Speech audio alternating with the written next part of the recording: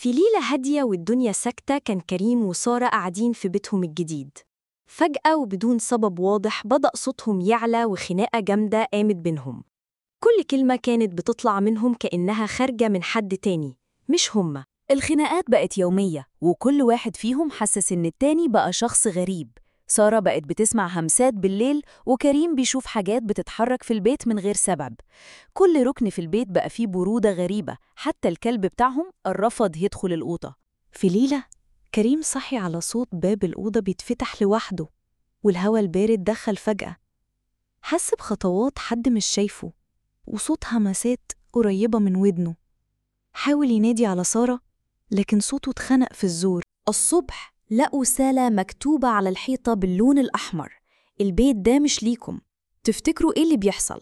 هل فعلاً في قوة خفية بتفرقهم؟ اكتبوا لنا رأيكم في الكومنتات.